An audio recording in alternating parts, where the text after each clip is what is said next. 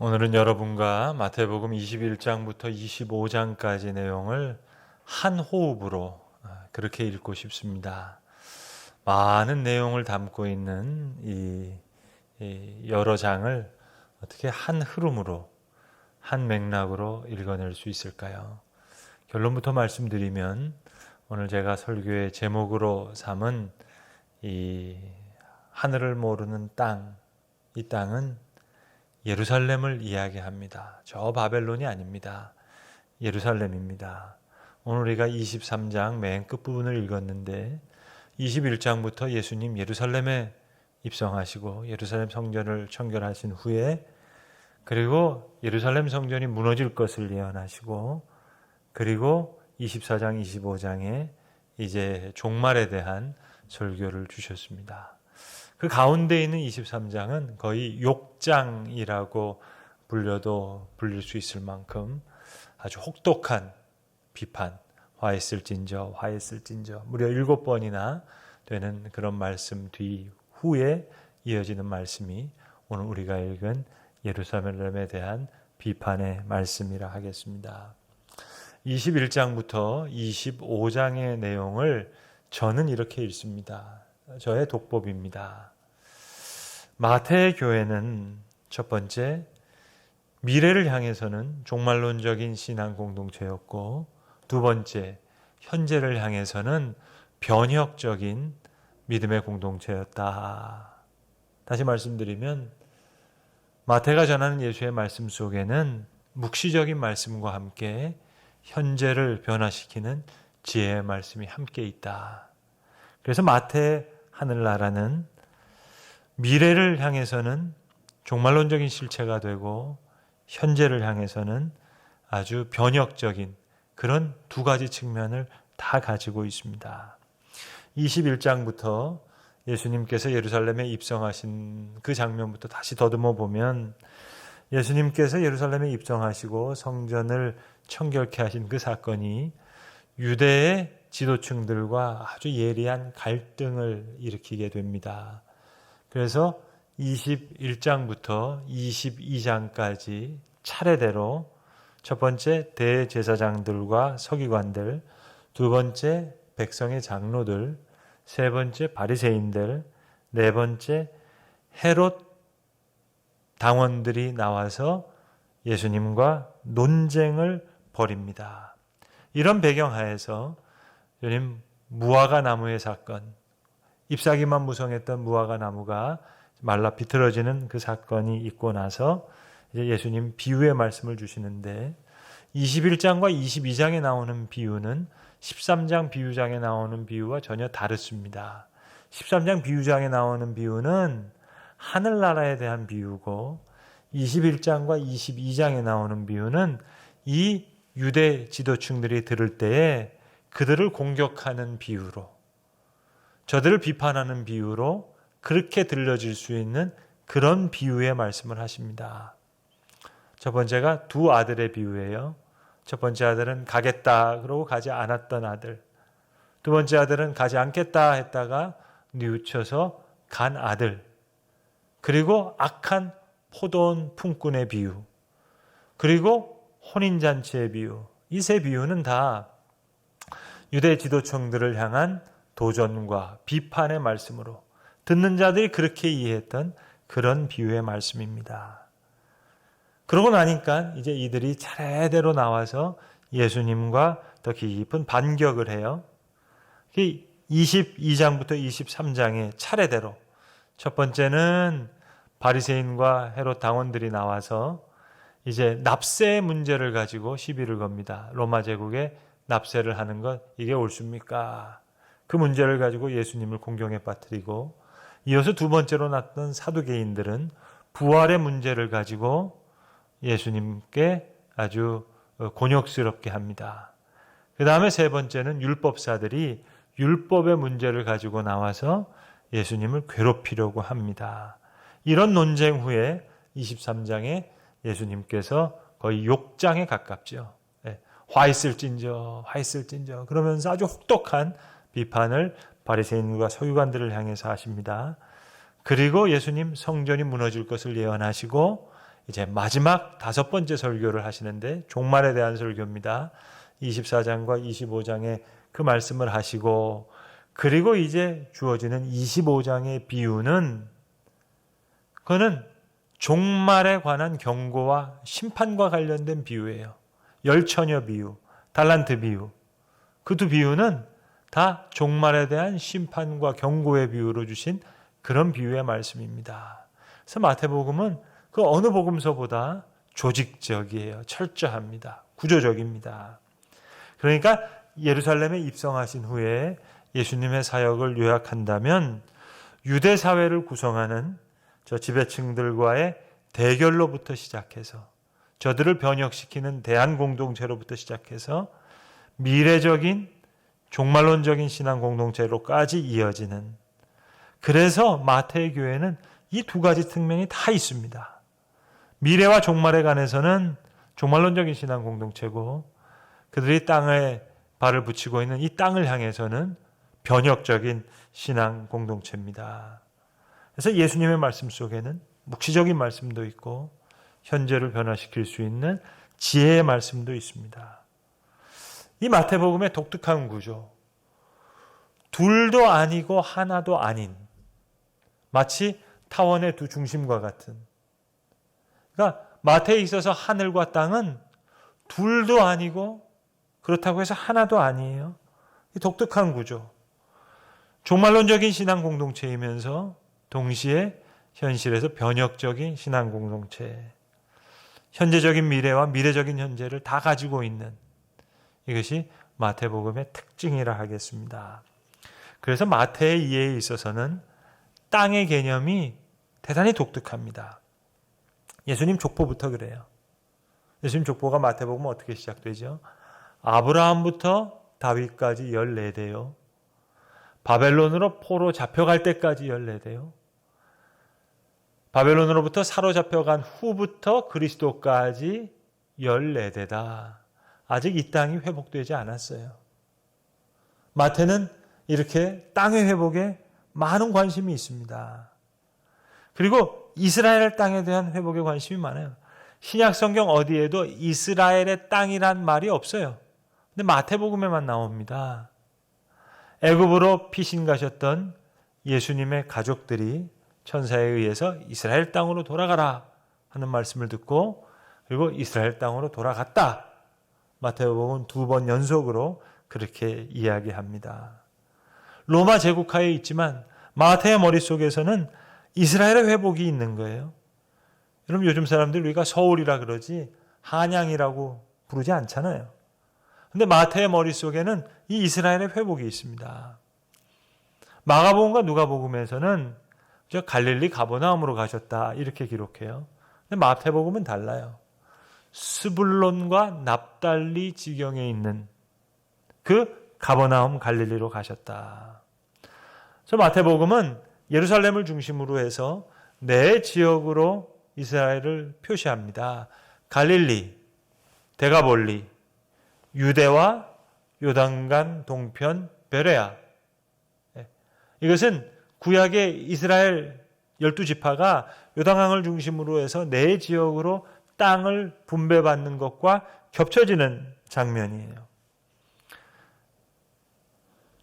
마태복음 12장 9절에 다른 성경에서 없는 딱 한 군데 나오는 표현이 있는데 그게 우리말로 내 거리라는 겁니다. 혼인잔치 때 내 거리에 가서 많은 사람을 초청해라.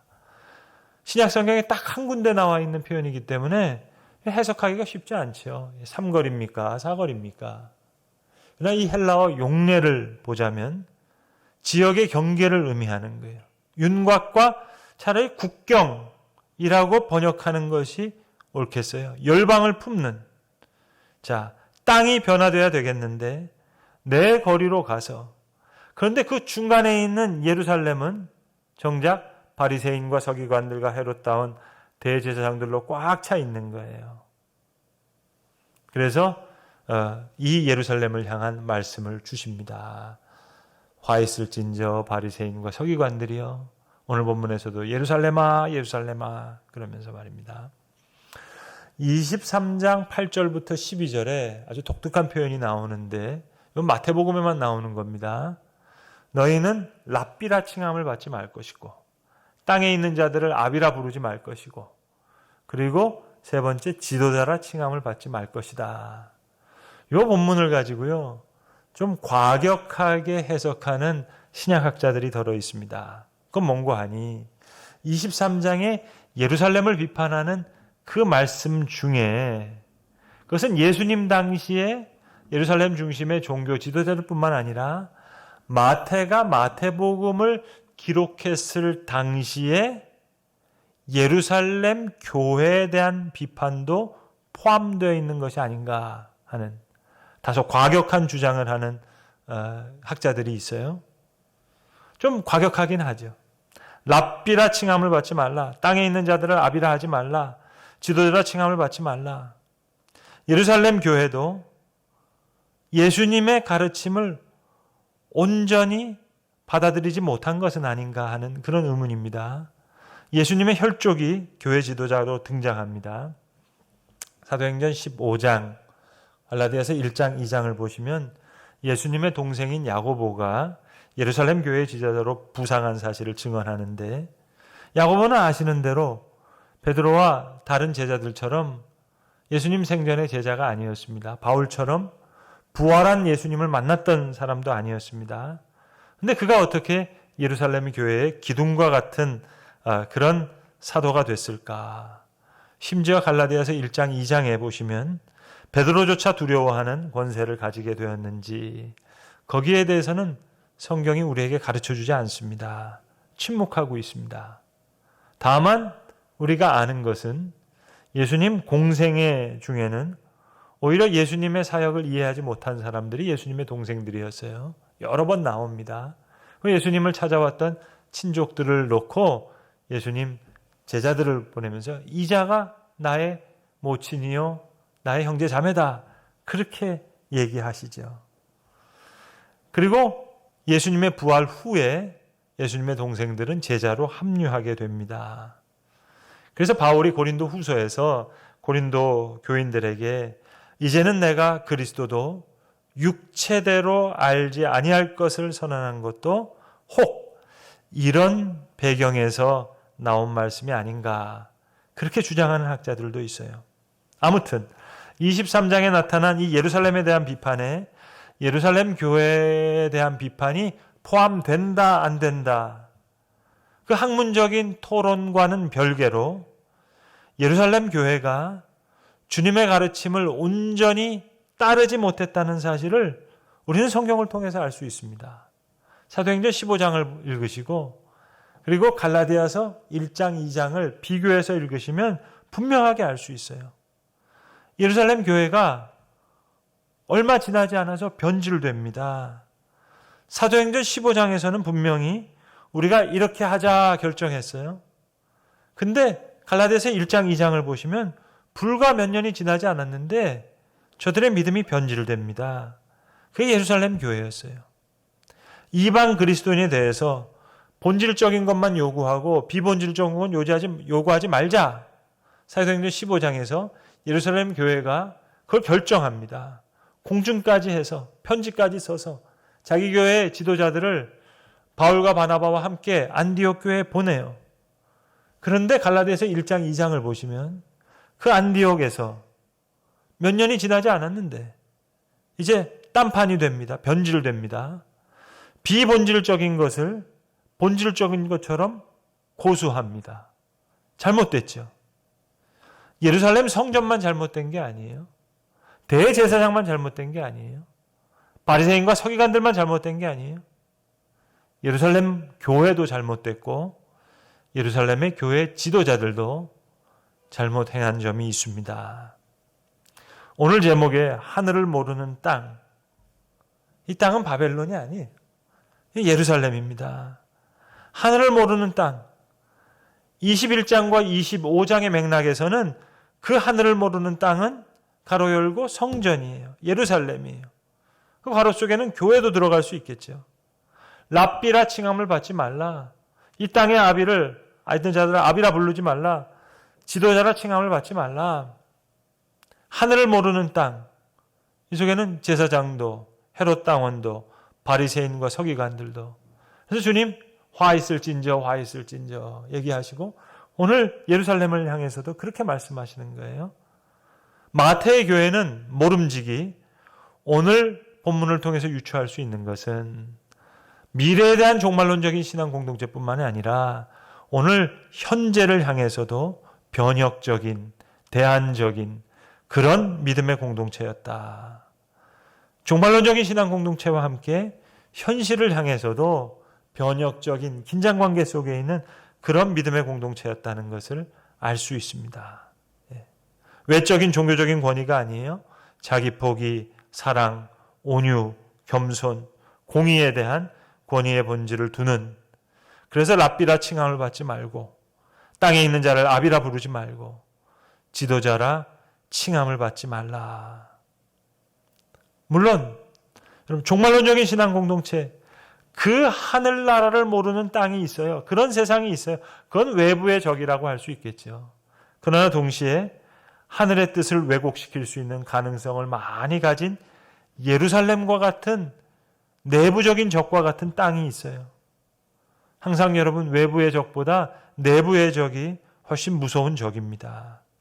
그래서 23장에 욕장이라고 불려줘도 될 만큼 화 있을진저 화 있을진저 무려 7번에 걸쳐서 혹독한 비판을 하시는 거예요. 오늘 우리가 읽은 본문은 그 바로 뒤에 이어서 나오는 예루살렘을 향한 말씀입니다. 하늘을 모르는 땅, 예루살렘을 두고 하시는 말씀이에요. 그렇다면 여러분 교회도 마찬가지일 수 있죠. 하늘을 모르는 성전, 하늘을 모르는 예루살렘, 하늘을 모르는 교회. 오늘 주님의 말씀입니다. 예루살렘아 예루살렘아 선지자들을 죽이고 내게 파송된 자들을 돌로 치는 자여, 암탉이 그 새끼를 날개 아래에 모음같이 내가 너의 자녀를 모으려 한 일이 몇 번이더냐. 그러나 너희가 원치 아니하였도다. 보라, 너희 집이 황폐하여 버려진 바 되리라. 하늘을 모르는 땅, 예루살렘에 우리를 대입시켜서 읽으면 정신이 번쩍 드는 본문이죠. 예루살렘아, 예루살렘이든 교회든 오늘 현재 변혁적인 믿음의 공동체가 되지 못한다면 보라, 너희 집이 황폐하여 버려진 바 되리라. 예루살렘이 버려진 바 되겠대요. 다윗의 도성입니다. 하나님의 성읍입니다. 근데 황폐하여 버려진 바 되겠다. 21장부터 25장까지를 한 호흡으로 읽으면 교회는 미래를 향해서는 종말론적인 믿음 공동체가 돼야 되고 동시에 현재를 향해서는 변혁적인 대안적인 믿음의 공동체가 돼야 됩니다. 적어도 마태의 교회는 그런 교회였어요. 혼인잔치 비유도요, 얼마나 변혁적인 말씀인지 모릅니다. 혼인잔치가 다 준비되었으나 청한 사람은 합당하지 아니하니. 내 거리로 가서 만나는 사람을 다 데리고 오라는 거예요. 새로운 자들의 초청을 받습니다. 이미 초청받은 사람들은 합당하지 않다. 청함을 받은 사람은 많되 택함을 받은 사람은 적으니라. 내 거리로 가서 다 사람들을 채우라. 엄청난 변혁이죠. 23장의 말씀, 예루살렘에 대한 비판 속에 예루살렘 교회를 향한 비판의 말씀으로 읽어야 한다는 주장, 이거 사실로 과격한 주장입니다. 그러나 그러한 성경 읽기, 오늘 우리에게 필요한 성경 읽기가 아닌가. 우리라는 말이 너무 개념이 넓으면 적어도 제 자신에게 필요한 말씀 읽기라고 그렇게 생각해요. 여러분, 교회에 문제가 있을 때 태반이 교인 문제인가요? 목회자 문제이죠. 랍비라 칭함을 받지 말고 땅에 있는 자를 아비라 부르지 말고 지도자라 칭함을 받지 말라. 그래서 마태의 하늘나라는, 마태의 교회는 미래적인 현재와 현재적인 미래를 다 함께 얘기합니다. 말장난이 아니에요. 미래를 향해서는 종말론적인 신앙 공동체로 서 있고 현재를 향해서는 변혁적인 믿음의 공동체로 서 있습니다. 그렇게 하늘과 땅을 다시 이어가고 싶은 거예요. 그게 마태의 교회예요. 마태에게 있어서 하늘은 하늘로만 존재하지 않아요. 마태에 있어서 땅은 땅으로만 존재하지 않아요. 이 땅은 하늘의 비밀이 펼쳐지는 곳이에요. 그리고 하늘의 뜻을 품은 땅이 됩니다. 적어도 이것이 예루살렘 교회와 차이를 보였던 마태의 교회였어요. 하늘을 모르는 교회를 하늘을 아는 교회로 바꾸고자 했던 믿음의 공동체. 하늘을 모르는 땅을 하늘을 아는 땅으로 바꾸고자 했던 마태의 교회. 말씀 속에서 늘 변혁되어 가는 존재.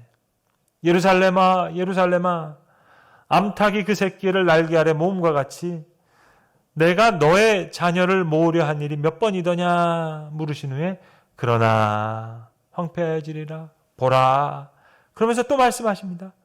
성도 여러분, 예루살렘이 어디입니까? 예루살렘은 누구입니까?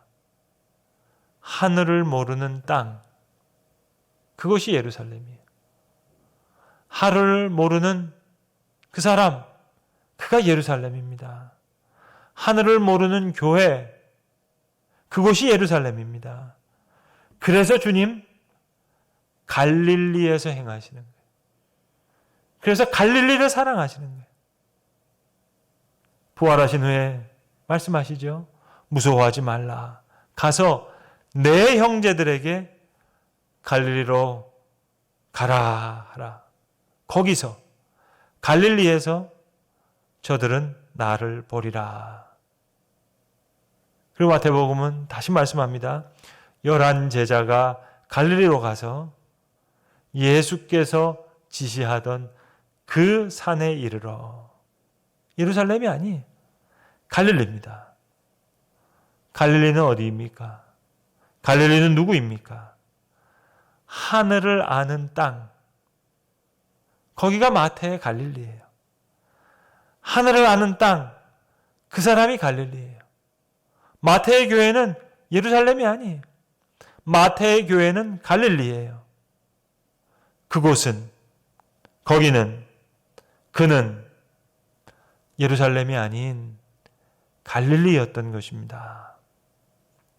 21장부터 예수님 예루살렘에 입성하셔서 성전을 깨끗하게 하시고 그리고 무화과 나무를 저주하세요. 잎사귀만 무성한 무화과 나무를 저주하세요. 이제부터 영원토록 너가 열매를 맺지 못하리라. 여러분, 이런 과격한 말씀이 또 어디 있을까요? 그러면서 동시에 새로운 역사에 대해서 말씀하십니다. 너희가 믿음이 있고 의심하지 아니하면 이 무화과 나무에서 된 이런 일만 뿐 아니라 이 산더러 들려 바다에 던져지라 하여도 될 것이다. 새로운 일. 주님 얼마든지 새로운 일을 행하실 수 있어요. 갈릴리에서 새로운 일을 행하시겠다는 거예요. 잔치에 청함을 받은 사람한테 택함 받은 사람은 적으니라. 그러나 걱정하지 마세요. 내 거리로 가서 혼인잔치를 다른 사람으로 가득 채우시는 거예요. 주님은 새로운 일을 하세요. 항상 새롭게 일하세요. 무화과 나무가 말라서 저주받은 것을 보고 제자들이 이상하게 여기서 물었어요. 예수님의 대답은 뭐였죠? 무화과 나무에게 된 이런 일만 할 뿐 아니라 이 산더러 들려 바다에 던져지라 하여도 될 것이다.